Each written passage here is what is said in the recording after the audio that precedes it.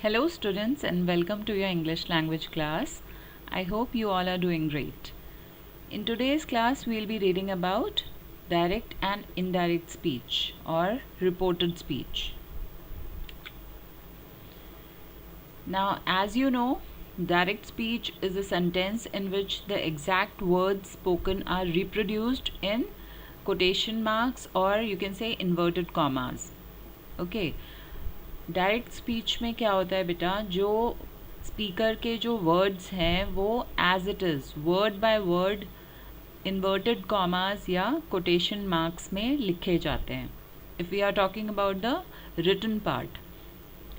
और अगर आप if you are speaking then the words are spoken as it is. Those words which were spoken by the speaker, they are reproduced in their actual form without changing their tenses, without changing their verbs, without changing anything in it. Okay. जो बात speaker ने जिस तरह से कही थी वैसे की वैसी जब आप बोलते हैं then it's a direct speech या उसको हम कहते हैं कोटेड स्पीच. और इनडायरेक्ट स्पीच क्या होती है?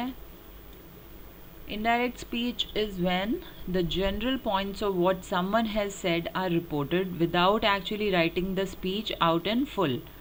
It's sometimes called as the reported speech. जब आप जो स्पीकर ने वर्ड्स कहे हैं उनको एज इट इज़ ना लिखकर कुछ अपनी तरफ से उसमें चेंजेस लाकर उसके टेंस को चेंज करके, ठीक है, जैसे उसने आई यूज़ किया था तो आप ही यूज़ करेंगे उसकी जगह. तो you are making some changes to report the words spoken by the speaker. Okay, so let us read from here. The mode of narration which we use to report verbatim. What do you mean by verbatim? Word by word. What we or others say or think is known as direct और quoted speech. जब हम किसी के द्वारा बोली हुई बात को वर्ड बाय वर्ड बोलते हैं या लिखते हैं then it becomes the direct और कोटेड स्पीच. कोटेड स्पीच इसलिए कहते हैं क्योंकि हम उसको कोटेशन मार्क्स में लिखते हैं या फिर इन्वर्टेड कॉमास में लिखते हैं जो भी वर्ड्स बोले गए हैं स्पीकर के द्वारा. Okay. And the mode of narration which we use to report either our or others' thoughts and speech is known as indirect or reported speech.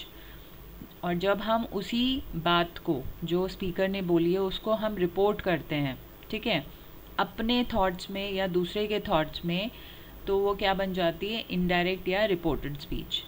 ठीक है, हम कुछ एग्जाम्पल्स लेंगे जिससे कि आपको क्लियर हो जाए about direct and indirect speech or reported speech. For example, George said to me, I want to talk to you. George ने मुझे कहा कि मैं तुमसे बात करना चाहता हूँ. अब जॉर्ज ने यही बात कही थी same, that I want to talk to you. तो आपने उसको as it is जब quotation marks में लिखा, it became the direct speech और quoted speech. और जब आपने इसको रिपोर्ट किया, ठीक है, अपने वर्ड्स में इस चीज़ को बोला, George told me that he wanted to talk to me. George ने मुझे कहा कि वो मुझसे बात करना चाहता है. ठीक है, तो ये क्या बन गया? रिपोर्टेड स्पीच या indirect speech. Now in sentence 1 the reporting is done using the exact words used by George and those words are placed within the inverted commas or quotation marks. The sentence is therefore in direct speech. जो ये sentence बना, first sentence जो बना आपका, वो कौन सी speech होगी? Direct speech, क्योंकि हमने इसमें एग्जैक्ट वर्ड्स यूज़ किए हैं जो कि जॉर्ज ने बोले थे. And in second sentence the same communication is being reported in the words of the speaker. और यहाँ पे जो वर्ड्स हैं स्पीकर के, दे आर बीइंग रिपोर्टेड, वो बताए जा रहे हैं, ठीक है, और उनको चेंज करके बताया जा रहा है, इसलिए वो क्या हो जाएगा? इनडायरेक्ट या रिपोर्टेड स्पीच. ठीक है. Now in direct speech, the exact words of the speaker are placed within inverted commas. Okay. Now the speech placed within inverted commas is called the quoted speech. जब हम वही words quote करते हैं जो speaker ने बोले होते हैं, then that becomes the quoted speech within the quotation marks. The verb that introduces the quoted speech is called the introducing और reporting verb. ठीक है, वो verb जो कि इंट्रोड्यूस करता है quoted speech को, वो क्या कहलाता है? reporting verb या introducing verb भी कहते हैं उसे. Either a comma or a colon is used to separate the quoted speech from the reporting verb. और हमेशा हम कॉमा और कोलन से, कॉमा या कोलन से उसको सेपरेट करते हैं, कोटेड स्पीच और रिपोर्टिंग वर्ब को.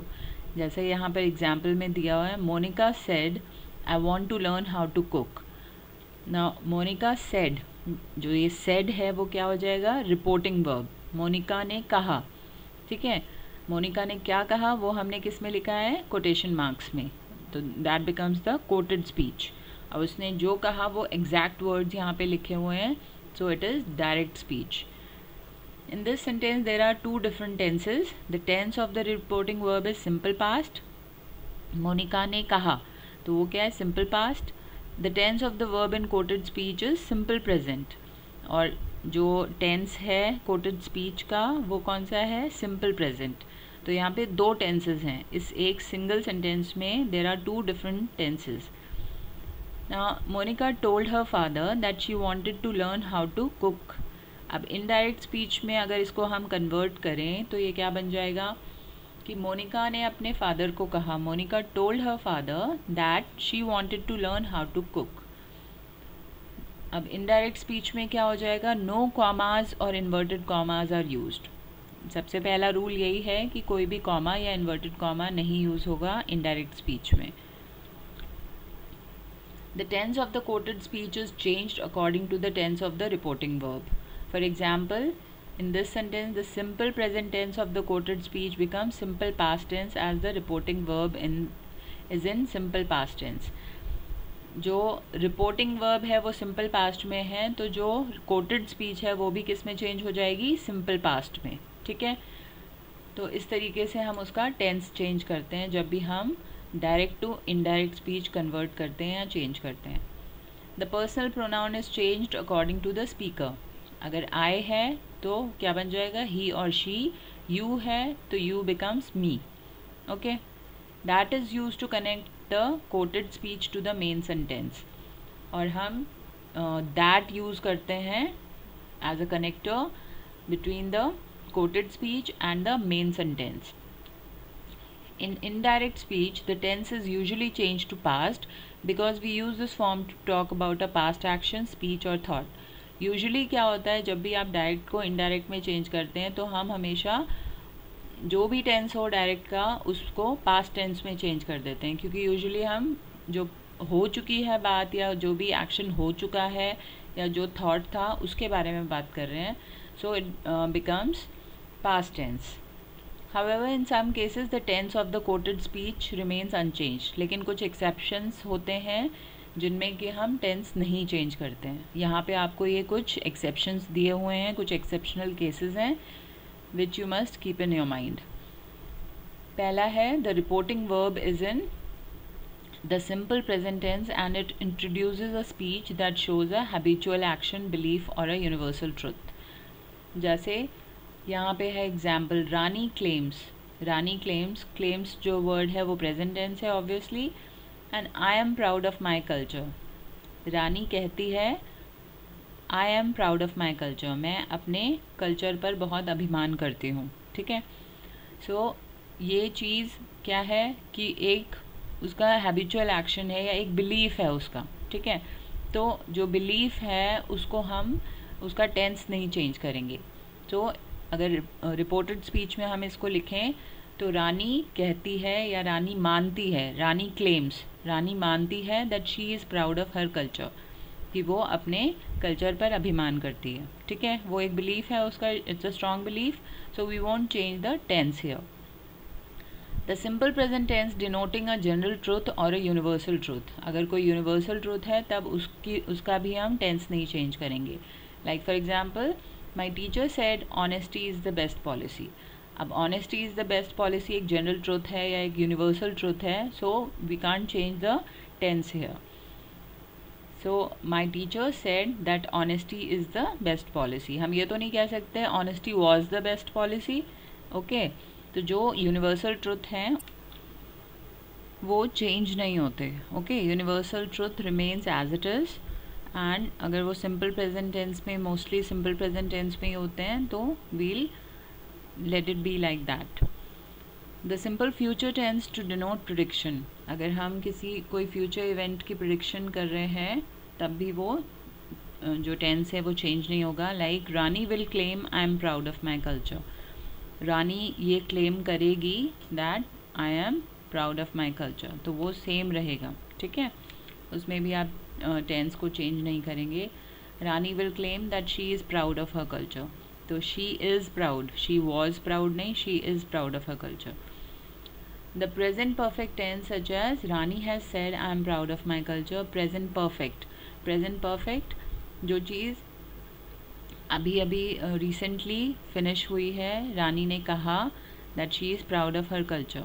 Okay, the verb in the quoted speech is in the past perfect tense. जो कुछ टाइम पहले चीज़ ख़त्म हो चुकी है या पास्ट में पूरी हो चुकी है. Rani said I had already spoken to the teacher. तो रानी ने कहा था, क्या कहा था कि मैं टीचर से बात कर चुकी हूँ. ठीक है, तो वो बात कर चुकी है, बात कर चुकी थी. ठीक है, पास्ट परफेक्ट, वो चीज़ हो चुकी है, पास्ट में कंप्लीट हो चुकी है.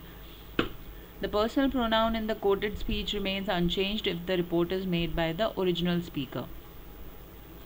अब अगर ओरिजिनल स्पीकर ही अपनी बात को दोबारा बता रहा है तो जो पर्सनल प्रोनाउन है वो चेंज नहीं होगा.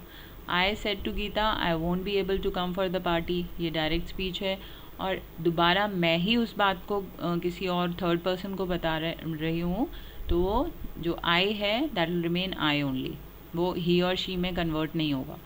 I inform Geeta that I wouldn't be able to come for the party, तो ये इनडायरेक्ट स्पीच होगी.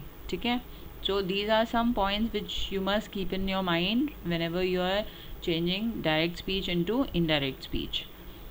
Now reporting verbs. You've already learned that the reporting verbs say or said in direct speech can be replaced with other verbs in indirect speech. आपको पता है जो reporting verbs होते हैं जैसे से और said, उसको हम डिपेंडिंग ऑन द सेंटेंस कि उस सेंटेंस में क्या बोला गया है उसके अकॉर्डिंगली हम चेंज कर सकते हैं. Like Meera said to Santosh you must see a doctor immediately. Meera ने संतोष को कहा कि तुम्हें तुरंत डॉक्टर को दिखाना चाहिए. मीरा रिकमेंडेड, मीरा ने रिकमेंड किया.